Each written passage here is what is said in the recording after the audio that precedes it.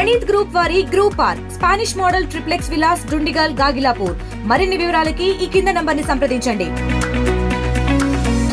విద్యా వ్యవస్థతో పాటు ఉపాధ్యాయులకు సంబంధించి రాష్ట్ర ప్రభుత్వం తీసుకొచ్చినటువంటి కొత్త జీవోలను వ్యతిరేకిస్తూ యూటీఎఫ్ ఆధ్వర్యంలో ఉపాధ్యాయులందరూ ఆందోళన దిగారు. మంగళగిరిలోని విద్యాభవన్ వద్ద ఆందోళన దిగినటువంటి పరిస్థితి ప్రస్తుతం మనం చూడొచ్చు.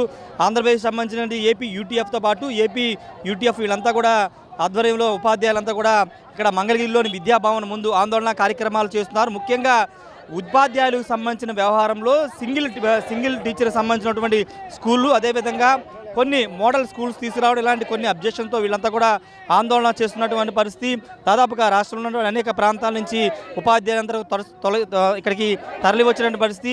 వరుసగా 2 సార్లు రేషనైజ్ గురైన ఉపాధ్యాయులకి అదనపు పాయింట్ ఇవ్వాలంటూ ఉన్నత పాఠశాలలో తరగతి విద్యార్థుల సంఖ్య 45 మించితే 2వ సెక్షన్ ఏర్పాటు చేయాలి. ఎస్జీటీల బదిలీలు మాన్యువల్ కౌన్సిలింగ్ ద్వారా జరపాలి. బదిలీల ప్రక్రియల ముందే +2 హై స్కూల్స్ అర్హులైన పీజీలను నియమించాలి అంటూ రకరకాల డిమాండ్లతో వీళ్ళంతా కూడా ఆందోళన చేస్తున్నారు. గత ప్రభుత్వం తీసుకొచ్చినటువంటి 117 జీవోని రద్దు చేస్తామని చెప్పి దానికి మించినటువంటి ఇబ్బందులు ఇప్పుడు రాష్ట్ర ప్రభుత్వం తీసుకొస్తుందంటూ ఆందోళన చేస్తున్నారు. మాజీ ఎమ్మెల్సీ కేఎస్ లక్ష్మణరావు, అదేవిధంగా యూటీఎఫ్ నాయకులు వీళ్ళంతా కూడా ఇక్కడికి తరలి వచ్చినటువంటి పరిస్థితి. పెద్ద ఎత్తున నినాదాలు చేస్తూ పూర్తిగా ఉపాధ్యాయులకు సంబంధించినటువంటి సమస్యల పరిష్కారం దిశగా రాష్ట్ర ప్రభుత్వం అడుగులు వేయాలని కూడా వీళ్ళంతా చెబుతున్నటువంటి పరిస్థితి. అన్ని ప్రాథమిక పాఠశాలలో 1:20 నిష్పత్తి ప్రకారం ఉపాధ్యాయులు నియమించాలని డిమాండ్తో వాళ్ళంతా కూడా చేస్తున్నటువంటి సిచ్యువేషన్ అయితే మంగళగిరిలో కనబడుతుంది. భారీగా పోలీసులు కూడా మోహరించారు. మాజీ ఎమ్మెల్సీ కేఎస్ లక్ష్మణరావు ఉన్నారు, ఆయనతో మాట్లాడదాం. ఏంటి పరిస్థితి ఏంటని మాట్లాడదాం. సార్, ఏంటంటే గతంలో 5 సంవత్సరాలకు మీరు జగన్ ప్రభుత్వంలో చాలా ఇబ్బందులు ఎదుర్కొన్నారు. యాప్ల రూపంలో 117 జీవో రూపంలో ఇబ్బందులు ఎదుర్కొన్నారు. ఇప్పుడు రాష్ట్ర ప్రభుత్వం ఎందుకు మీరు ఇప్పుడు తీసుకొచ్చిన జీవోలు కానీ విధానం కానీ ఎందుకు వ్యతిరేకిస్తున్నారు? జగన్మోహన్ రెడ్డి ప్రభుత్వం జీవో నెంబర్ 117 ఇచ్చింది మీకు తెలుసు. 7 రకాల స్కూళ్ళను ఏర్పాటు చేస్తున్నామని చెప్పి వాటికి వ్యతిరేకంగా మేమంతా కూడా పెద్ద ఎత్తున ఆందోళనలు చేశాం. ఆ ప్రభుత్వం ఓడిపోవడంలో ఉపాధ్యాయ ప్రతినిధులుగా మేమంతా కూడా ముఖ్య పాత్ర పోషించాం. కానీ తమాషా ఏంటంటే ఈరోజు ఈ రాష్ట్ర ప్రభుత్వం జీవో నెంబర్ 117 రద్దు చేసామని జీవో నెంబర్ 19, 20, 21 ఈ జీవోలను పరిశీలిస్తే మనం తెలుగులో పెనం నుంచి పొయ్యి మీద పడ్డామని సామెతలాగా ఉంది. వాళ్ళు 7 రకాల స్కూళ్ళు పెడితే ఈరోజు మేము 9 రకాల స్కూళ్ళు పెడుతున్నామని చెప్తున్నారు. సారాంశం ఏంటంటే ప్రభుత్వ పాఠశాలల పీక నొక్కటం, ప్రభుత్వ పాఠశాలలు మరింత ప్రైవేటీకరణకు గురయ్యేటట్టు చేయటమే ఈ ప్రభుత్వ లక్ష్యంగా కనపడుతుంది. మేము అనేక రోజుల పాటు కమిషనర్ గారు సమావేశాలు పెట్టారు. ఆయన చెప్పింది అమలు చేయటం తప్పితే ఇటువైపు సంఘాలు చెప్పింది ఏది కూడా అమలు చేయలేదు. వీటన్నిటిని మించి ఏంటంటే నారా లోకేష్ గారు, ఆయన విద్యామంత్రి, అసలు విద్యాశాఖ ఆయన సమయాన్ని వెచ్చించడం లేదు. ఆయన రాజకీయ నిర్ణయాలు చేయాలా, ఈ ప్రభుత్వ పాఠశాలను ఎలా కాపాడాలా, ఉపాధ్యాయుల రేషియో ఎలా ఉండాలా. ఆయన 1 గంట కూడా సచివాలయంలో విద్యాశాఖ కోసం వెచ్చించలేదు. ఆయన కనుక సమయాన్ని వెచ్చిస్తే ఈ సమస్యలన్నీ కూడా పరిష్కారం కావడానికి అవకాశం ఉంది. ఆయన మొత్తం విషయాన్ని అధికారులకు వదిలేశారు, ఐఏఎస్ అధికారులకు వదిలేశారు. ఆ అధికారులు ఏమి చేస్తారు, రాజకీయ నిర్ణయాలు వాళ్ళు ఏం తీసుకుంటారు. అందుకని ఇప్పుడు తక్షణం ఈ ప్రభుత్వ పాఠశాలలు పరిరక్షించబడాలంటే నారా లోకేష్ ఆయన జోక్యం చేసుకుని ఈ జీవాలను రద్దు చేసి ప్రభుత్వ పాఠశాలను ఎలా కాపాడాలి. ఉదాహరణకు ఇప్పుడు మోడల్ ప్రైమరీ స్కూల్స్లో స్కూల్ అసిస్టెంట్లను తీసుకొచ్చి హెచ్ఎంలు వేస్తామంటున్నారు. అది దారుణమైనటువంటి విషయం. నువ్వు ఇది తెలుసుకుంటే ఎస్జీటీలని అక్కడ నియామకం చేయాలి. అలాగే వాళ్ళ హై స్కూళ్ళు సమాంతర మీడియం తీసేశారు. మేమేమంటున్నామంటే సరే సమాంతర మీడియం పెట్టాలనేది మా డిమాండ్. అదే సమయంలో వాళ్ళ హై స్కూల్లో 53 మంది విద్యార్థులను పెడుతున్నారు ఒక పోస్టుకి, దాన్ని 45 చేయమని అడుగుతున్నాం. లేకపోతే ఇప్పుడు 10,000 పోస్టులు అదనంగా వచ్చేటటువంటి పరిస్థితి ఏర్పడింది. ఉపాధ్యాయుల సమస్య కాదు, ఇది కేవలం ఉపాధ్యాయుల సమస్య కాదు, ఇది ప్రభుత్వ పాఠశాలల సమస్య.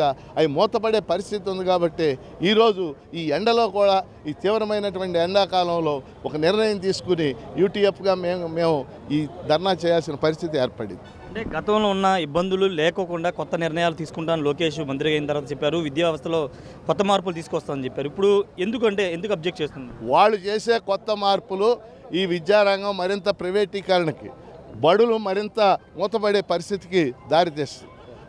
లోకేష్ గారు తొలి దశలో కలిశాడు మొదటి 2-3 నెలలు, కానీ గత 7-8 నెలలుగా ఆయన కలవటం మానేశాడు. సంఘాలను కలవటం లేదు, ఎమ్మెల్సీలను కలవటం లేదు, ఎవరైనా నాయకులు వెళ్తే వాళ్ళని కలవటం లేదు. ఆయన కలవాలి, ఆయన మాట్లాడాలి, ఆయన చర్చించాలి. ఆయన విద్యాశాఖ మంత్రిగా సమయాన్ని వెచ్చించాలి. కానీ విద్యాశాఖ ఆయన ఏమాత్రం సమయాన్ని వెచ్చించడం లేదు. ఇది దారుణమైనటువంటి విషయం. అందుకని ప్రభుత్వమే దీనికి కారణం. అందుకని వెంటనే ప్రభుత్వం జోక్యం చేసుకుని, అంటే నారా లోకేష్ జోక్యం చేసుకుని మా డిమాండ్ల మీద చర్చ చేయాలి, మాట్లాడాలని మేము డిమాండ్ చేస్తాం. యూటీఎఫ్ కార్యదర్శి ఉన్నారు సార్, మీరేం చెప్తారు? యూటీఎఫ్ తరఫున మీరు కూడా పోరాటం చేస్తున్నారు. గతంలో మీరు రోడ్లు ఎక్కిన సందర్భాలు ఉన్నాయి, చలో విజయవాడ కార్యక్రమాన్ని పిలిపించిన సందర్భాలు కూడా ఉన్నాయి. కానీ ఎందుకు ప్రభుత్వం వచ్చిన ఏడాదిలోపే మీరు రోడ్డు మీదకి రావాల్సిన పరిస్థితి? పాఠశాలని మరలా మంచి పాఠశాలలుగా మారుస్తాము, జీవో 117 అట్లాగే 3-4 తరగతుల విలీనం రద్దు చేస్తామని చెప్పి సంస్కరణలు చేపడుతున్నామని చెప్పారు. సంస్కరణలు ఏం చేయాలనేటువంటి దాంట్లో కూడా ప్రతి శుక్రవారం సమావేశాలు పెట్టి సంఘాల అభిప్రాయాలు తీసుకుంటూ ఉన్నారు. సంఘాలు చెప్పేటువంటి అభిప్రాయం ఒకటైతే కమిషనర్ గారి నిర్ణయాలు మరొకటి అవుతూ ఉన్నాయి. పైగా కిందకి వెళ్ళి మీ సంఘ నాయకులే అంగీకరించాలనేటువంటి తప్పుడు సమాచారం కూడా ఇస్తూ ఉన్నారు. దాంట్లో ప్రధానంగా హై స్కూల్స్ని వర్క్లోడ్ లేకుండా చేయాలని చెప్పి కోరాం. 45 మంది విద్యార్థులు ఉంటే 2వ సెక్షన్ పెట్టమన్నాం. అట్లాగే ప్రాథమిక పాఠశాలలో 1:20 ప్రకారం ఉపాధ్యాయుల్ని నియమించమని చెప్పాం. ఎన్ని సందర్భాలు చెప్పినా ఉపాధ్యాయుల సంఖ్య సరిపోవడం లేదని చెప్పి ఈ రోజున దాదాపు 8,000 మంది స్కూల్ అసిస్టెంట్ని సర్ప్లస్ చేశారు. ఈ సర్ప్లస్ అయినటువంటి స్కూల్ అసిస్టెంట్లని ప్రైమరీ స్కూల్ హెడ్ మాస్టర్లుగా నియమిస్తామంటున్నారు. హై స్కూల్లో బోధించాల్సినటువంటి స్కూల్ అసిస్టెంట్లు ప్రైమరీ పాఠశాలకి ఎందుకు వెళ్ళాలనేటువంటి మేము కోరుతున్నాం. 3-4-5 తరగతులకి గత ప్రభుత్వం స్కూల్ అసిస్టెంట్లు ఇచ్చినప్పుడు ఆ విధానం తప్పని చెప్పినటువంటి ప్రభుత్వం మళ్ళీ అదే తప్పు ఎందుకు చేయాలని మేము కోరుతా ఉన్నాం. దీనివల్ల హై స్కూల్స్లో ఉపాధ్యాయుల మీద బోధనా భారం పెరిగింది. ఆ బోధనా భారం తగ్గించమని చెప్పిన మేము తీసుకున్న నిర్ణయమే కరెక్ట్ అని చెప్పి మొండి వైఖరిగా పోతున్న నేపథ్యంలోనే అన్ని దారులు మూసుకుపోయిన తర్వాత మేము పోరాటానికి దిగాల్సినటువంటి పరిస్థితి వచ్చింది. కొంతమంది మహిళా ఉపాధ్యాయులు ఇక్కడికి వచ్చినటువంటి పరిస్థితి. ఒకసారి వాళ్ళతో కూడా మాట్లాడదాం. వాళ్ళు కూడా ఫ్లెక్సింగ్ బట్టిని రోడ్డు మీదకి వచ్చినటువంటి పరిస్థితి, వాళ్ళతో కూడా మాట్లాడదాం. ఏంటి మేడం, అంటే మీరు గతంలో యాప్సుల రూపంలో అనేక ఇబ్బందులు పడ్డామని చాలా సందర్భాలు చెప్పారు. మళ్ళీ ఇప్పుడు రోడ్డు మీదకి రావాల్సిన అవసరం ఎందుకు వచ్చింది? ఇప్పుడు చేసే ధర్నాల్లో ఆర్థిక అంశాలు అనేది ఏమీ లేదండి. మొత్తం 117 జీవోను రద్దు చేస్తామని చెప్పి దాని ప్రత్యామ్నాయంగా 19, 20, 27 జీవోలు ఇచ్చారు. ఇవి అంతకంటే దారుణంగా ఉన్నాయి. అంటే ఉపాధ్యాయుడు క్రియేటివిటీగా విద్యాబోధన చేస్తే విద్యార్థి బాగుపడతాడు, కానీ ఉపాధ్యాయుని అదలాకుతలం చేస్తే అక్కడ ఇక్కడ అని చెప్పేసి 117 జీవో కారణంగా రేషనైజేషన్ 2-3 సార్లు రేషనైజేషన్ వాళ్ళకి ఇప్పుడు మళ్ళీ ఒక నిలకడమైంది లేకుండా క్లస్టర్ ఉపాధ్యాయులుగా అని చెప్పేసి పిఎస్హెచ్ఎంలుగా అని చెప్పేసి మిగులు ఉపాధ్యాయులందరినీ కూడా అలాగే సర్దుబాటు చేస్తున్నారు. వాటిలో చాలా అసంబద్ధతలు ఉన్నాయి. ఆ అసంబద్ధతల కారణంగా విద్యార్థికి చదువు వచ్చే అవకాశం లేదు. అందుకని విద్యార్థికి చదువు వచ్చే అవకాశము అట్లాగే ప్రభుత్వ పనులు కాపాడుకునే ఉద్దేశంతో మేమందరం ఈరోజు ఇక్కడికి రావడం జరిగింది. అదేవిధంగా ఇప్పుడు బదిలీకి సంబంధించింది 1వ తారీఖున రిలీజ్ చేస్తా ఉన్నారు. మే 1న ఇంతవరకు నోటిఫికేషన్ రాలేదు. ఈ 117 జీవోని కూడా నిన్న రద్దు చేసినట్టు ఇచ్చారు తప్ప అది మా ప్రమేయంతో అందుకంటే ఏం లేదు. ఇంతకుముందు శుక్రవారం నాడు సమావేశాలు పెట్టి చాలా విషయాలను సేకరించినప్పటికీ ఒక్క విషయాన్ని కూడా పరిగణలో తీసుకోకుండా ప్రభుత్వం ఏది చేయాలని నిర్ణయించుకుందో సోల్డ్ ప్రాజెక్టు అనుగుణంగా అంటే ప్రపంచ బ్యాంక్ అనుగుణంగా ఏ చేయాలనుకుంటుందో అదే చేస్తున్నారు. కానీ పాఠశాల విద్యా వ్యవస్థ పట్ల ఎవరు జోక్యం చేసుకోవట్లేదు. ఆ అనుగుణంగా గత ప్రభుత్వం ఎలాంటి నిర్ణయాలు తీసుకుందో దానికి అనుగుణంగానే ఈ ప్రభుత్వం కూడా నిర్ణయాలు తీసుకుంటుంది. దీన్ని వ్యతిరేకిస్తానని మేము ఈరోజు ఇక్కడ ధర్నా చేస్తూ ఉన్నాం సార్. అది థ్యాంక్ యూ. మీరు టీచర్గా మీరు ఏంటి మీ ఇబ్బందులు ఏంటి? కొత్త ప్రభుత్వం తీసుకొచ్చిన జీవోల పట్ల మీరు ఏం అబ్జెక్షన్? గత ప్రభుత్వం అమలు చేసినటువంటి 117 జీవో వల్ల అనేక పాఠశాలల్లో విద్యార్థుల యొక్క సంఖ్య 10 లక్షల వరకు తగ్గిపోయింది. ఆ 117 జీవో రద్దు చేసి దాని ప్రత్యామ్నాయంగా జీవో విడుదల చేశారు. అయితే ఇప్పుడు కూడా హై స్కూల్స్లో ఉన్నటువంటి ఉపాధ్యాయులు, ముఖ్యంగా స్కూల్ అసిస్టెంట్ ఉపాధ్యాయులు ఎవరైతే ఉన్నారో వారిని మళ్ళీ ప్రైమరీ స్కూల్ హెచ్ఎంస్గా కొనసాగిస్తామని చెప్తున్నారు. ఇది పూర్తిగా సుప్రీంకోర్టు ఉత్తర్వులకి విరుద్ధం. మరి ప్రైమరీ స్కూల్ హెచ్ఎంలుగా ఎడ్జిటీల నుంచి ప్రమోషను కల్పించాలని చెప్పి కోరుతున్నాము. అలాగే విద్యార్థుల యొక్క నిష్పత్తి ఏదైతే ఉందో ప్రాథమిక పాఠశాలల్లో ఫౌండేషన్ స్కూల్స్ అని, బేసిక్ ఫౌండేషన్ స్కూల్స్ అని, మోడల్ ప్రైమరీ స్కూల్స్ అని ఒక్కో పాఠశాలలో ఒక్కో రకంగా విద్యార్థుల యొక్క నిష్పత్తి టీచర్ పీపుల్ రేషియో తీసుకోవడం అనేది జరుగుతుంది. అలా కాకుండా అన్ని పాఠశాలల్లోనూ 1:20 నిష్పత్తిలో ఉపాధ్యాయుల్ని నియమించాలని చెప్పి కోరుతున్నాం. అలాగే ఈ విడుదల చేసినటువంటి జీవోలు ఏవైతే ఉన్నాయో వాటిని రద్దు చేసి ఉపాధ్యాయులు ప్రభుత్వ పాఠశాలలు బలోపేతం అయ్యే విధంగా సంఘం యొక్క విజ్ఞప్తులని పరిగణించాలని చెప్పి కోరుతున్నాం. అంటే జనరల్గా చాలామంది మాట్లాడుతున్నారు, ఉపాధ్యాయులు వాళ్ళ కోసం చూసుకుంటారు తప్పించి విద్యార్థులకు సంబంధించి కానీ స్కూల్ గురించి చూసుకోవాలి, వాళ్ళ కంఫర్ట్ కోసమే చూసుకుని ఈ ఆందోళన చేస్తున్నారని కొంతమంది కామెంట్ చేస్తున్నారు. అలాగా సార్, గత ప్రభుత్వం 6 రకాల పాఠశాలను తీసుకొచ్చింది. ఇప్పుడు ఉన్నటువంటి ప్రభుత్వం 9 రకాల పాఠశాలను తీసుకొచ్చింది. ఈ 9 రకాల పాఠశాలలో ఒక విద్యార్థి ఒక పాఠశాలలో కాకుండా అనేక పాఠశాలల్లో కూడా జాయిన్ అయ్యేటటువంటి అవకాశం ఉంది. కాబట్టి 1 నుంచి 10 తరగతుల్లో కూడా 1:10 నిష్పత్తిలో 2 టీచర్లని, 1:20 నిష్పత్తిలో 3 టీచర్లు ఇచ్చేటటువంటి జీవోల్ని విడుదల చేశారు. అలా కాకుండా ప్రతి పాఠశాలలో, ముఖ్యంగా ఇప్పుడు ఇచ్చినటువంటి జీవోల వల్ల foundation schools, basic primary schools ఏవైతే ఉన్నాయో అవి పూర్తిగా మూతపడేటటువంటి అవకాశం ఉంది. కాబట్టి ఈ 1:20 నిష్పత్తిలో విద్యార్థుల్ని ఇవ్వాలని చెప్పి కోరుతున్నాం. సార్ ఎమ్మెల్సీ ఉన్నారు, ఆయనతో కూడా మాట్లాడుతూ ఒకసారి సార్ మీరేం చెప్తారంటే ఉపాధ్యాయులకు సంబంధించి ఇష్యూస్ మనం చూస్తున్నాము. గత ప్రభుత్వంలో కూడా పెద్ద ఎత్తున ఉపాధ్యాయులు సమస్యలు ఫేస్ చేశారు. అంటే ఏంటి, ఎందుకు మరోసారి మీరు రోడ్డు ఎక్కాల్సిన పరిస్థితి?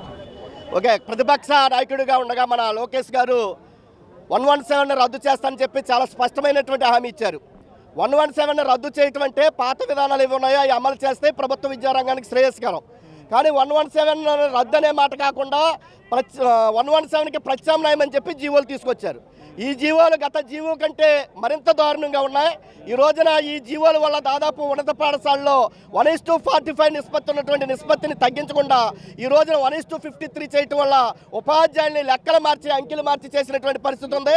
ఇటువంటి సవరణల మీద ఇప్పటికే యూటీఎఫ్ రాష్ట్ర కమిటీ కానీ మరొక ఉపాధ్యాయ సంఘాలు కానీ పోరాటాలు చేస్తూ ఉన్నటువంటి సందర్భంలో నేను లోకేష్ గారు పిఏ గారితో మాట్లాడాను, ఓఎస్టీ గారితో మాట్లాడాను, ప్రిన్సిపల్ సెక్రటరీ గారితో మాట్లాడాను. ప్రిన్సిపల్ సెక్రటరీ గారికి చెప్పింది ఏంటంటే మీరు వచ్చి రిప్రజెంటేషన్ ఇచ్చి వెళ్ళటం తప్ప నేను నిర్ణయాలు అయితే నేను తీసుకోలేని చెప్పి చాలా స్పష్టంగా కోన శశిధర్ గారు చెప్పారు. అదే పిఏ గారు అయితే లోకేష్ గారు చాలా బిజీ షెడ్యూల్లో ఉన్నారు, ఇవి ఇప్పుడు కూర్చోబెట్టి మాట్లాడటం సాధ్యం కాదని చెప్పి చెప్పారు. అంటే విద్యారంగం నాశనం అయిపోతూ ఉంది, ఉపాధ్యాయులు ఆందోళన చెందుతూ ఉన్నారు. ఇటువంటి పరిస్థితుల్లో వాళ్ళని శాంతింప చేయడానికి కూర్చోబెట్టి ఒక ప్రజాస్వామ్యతమైన చర్చ జరపాలంటే నా మంత్రి గారికి ఖాళీ లేదని చెప్పి ఒకవైపు ఓఎస్డీ గారు, రెండో వైపు పిఏ గారు కూడా చెప్తున్నటువంటి పరిస్థితి ఉంది. ఇప్పటికైనా లోకేష్ గారు కలగజేసుకుని నాయకత్వాన్ని పిలిచి ప్రజాస్వామ్యయుతంగా చర్చలు జరిపి ప్రభుత్వ విద్యారంగ పరిరక్షణ కోసం నియమాలు ఉండాలని చెప్పి, ఏదైతే అసంబద్ధమైనటువంటి నిర్ణయాల్ని సవరణ చేయాలని చెప్పి, 1:45 హై స్కూల్లో ఉండాలని చెప్పి, 1:20 ప్రాథమిక పాఠశాలలో ఉండాలని చెప్పి, 40 తర్వాత మరొక పాఠశాలను ఇవ్వాలని చెప్పి, ఉన్నత ఏదైతే స్కూల్ అసిస్టెంట్ని తీసుకొచ్చి ప్రాథమిక పాఠశాలలో వేస్తానని చెప్తున్నారు, అది కరెక్ట్ కాదు. సుదీర్ఘ అనుభవం కలిగినటువంటి సబ్జెక్ట్ టీచర్లు తీసుకొచ్చి ప్రాథమిక పాఠశాలలో హెచ్ఎంగా వేయటం కరెక్ట్ కాదు. ఉన్నత పాఠశాలలోనే 1:45 వేస్తే అదనంగా మరొక 10,000 పోస్టులు అదనం అవుతాయి తప్ప సర్ప్లస్ కాదు. ఈ యొక్క ప్రాథమిక పాఠశాల ప్రధానోపాధ్యాయుడికి ఎస్జిడిల ద్వారా ఏదైతే పిఎస్హెచ్ఎం పదోన్నతులు ఇవ్వాలని చెప్పి, అదేవిధంగా బదిలీల్లోనూ రేషనలైజ్ జీవులు ఉన్నటువంటి సంఘాలు కోరినటువంటి మేరకు అవి యొక్క సవరణలు చేయాలని చెప్పి పీడీఎఫ్ ఎమ్మెల్సీగా నేను ప్రభుత్వాన్ని డిమాండ్ చేస్తూ లోకేష్ గారి కలగజేసుకుని నాయకత్వాన్ని కూర్చోబెట్టి చర్చించాలని చెప్పి కూడా లోకేష్ గారికి తెలియజేస్తా ఉన్నాను. Thank you. మొత్తంగా అయితే కొంత ఖచ్చితంగా సమస్యలు అయితే ఉన్నాయి, ఆ సమస్యల పరిష్కారం దిశగా ప్రభుత్వం చొరవ చూపట్లేదనేది వీళ్ళు ఉపాధ్యాయులు కానీ ఉపాధ్యాయ సంఘాల నాయకులు అదేవిధంగా పీడీఎఫ్ ఎమ్మెల్సీలు చెప్తున్నటువంటి మాట. ఇప్పుడు ఒకసారి మనం చూస్తే కనుక విజువల్స్లో మొత్తం ఉపాధ్యాయులంతా కూడా ఆందోళన కార్యక్రమాన్ని చేపట్టిన పరిస్థితి.